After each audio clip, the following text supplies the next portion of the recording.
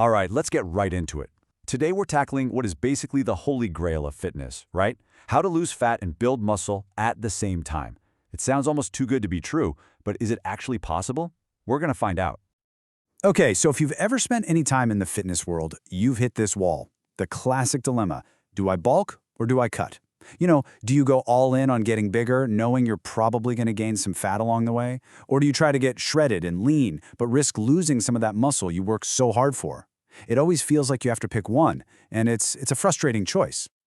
And here's why it's such a headache. It all boils down to this, like fundamental paradox in our biology. You want to lose fat? Simple. You need a calorie deficit. You have to burn more than you eat, period. That forces your body to use its fat stores for energy. But you want to build muscle? Well, that's a whole different story.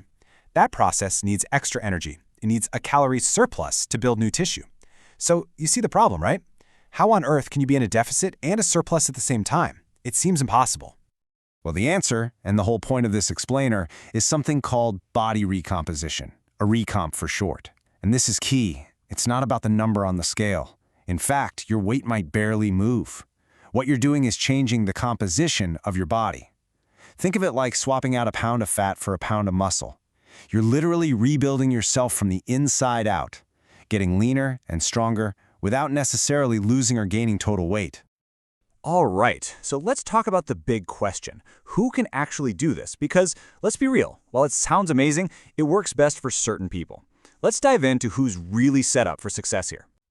Okay, here's the reality check. Recomping is, without a doubt, easiest for a few groups. First up, beginners. If you're new to lifting, your body is just primed for growth. It's so sensitive to this new stimulus that you can build muscle even while you're in a deficit. It's like newbie gains on steroids. Then you've got people coming back after a long time off. Muscle memory is a real thing, and your body can regain lost muscle way faster than building it from scratch. And finally, people with a higher body fat percentage. Why? Well, you've simply got more stored energy, more fuel in the tank for your body to pull from to build muscle while it's burning fat.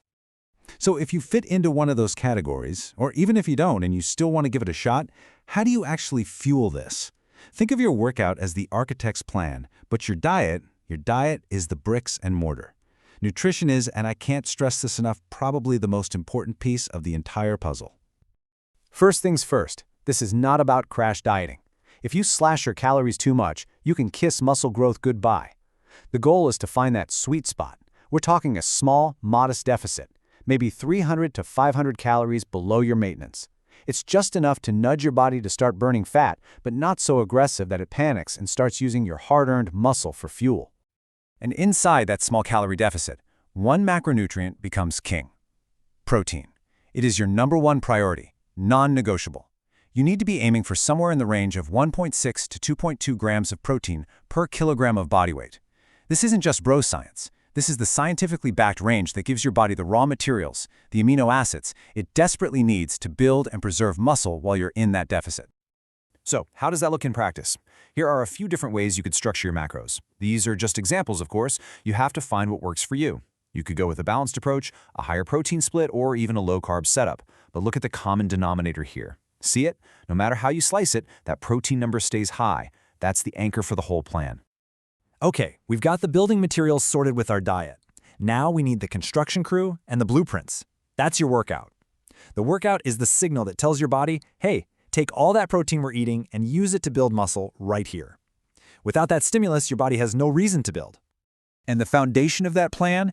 It has to be the big, heavy compound lifts. We're talking squats, deadlifts, bench press, overhead press, pull-ups, the classics.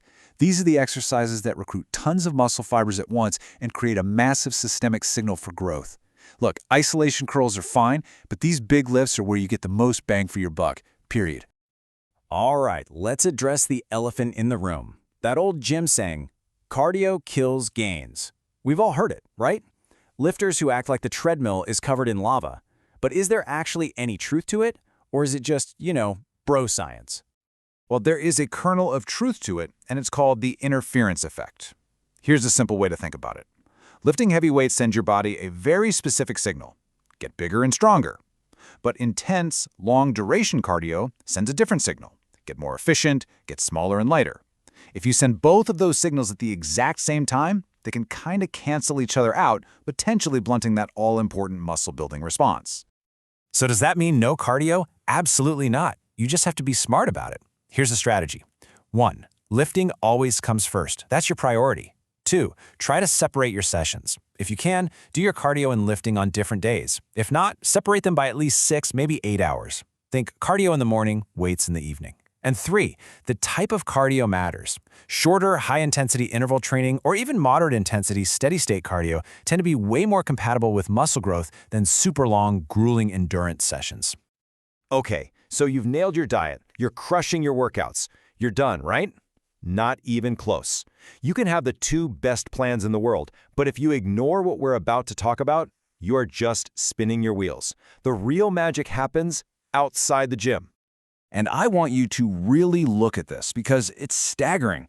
Just one bad night of sleep, it absolutely wrecks your body's muscle-building machinery. Muscle protein synthesis, the very process of building new muscle, down 18%. Testosterone, your main anabolic hormone, down a whopping 24%. And to make matters worse, cortisol, the stress hormone that literally eats away at muscle, spikes up 21%. This isn't a small thing, it's a physiological disaster for your goals. The fix is simple, but it is completely non-negotiable. You need 7 to 9 hours of quality sleep a night. That's it. That's the secret sauce. That's when all the repair, all the rebuilding, all the hormone production, that's when it all happens.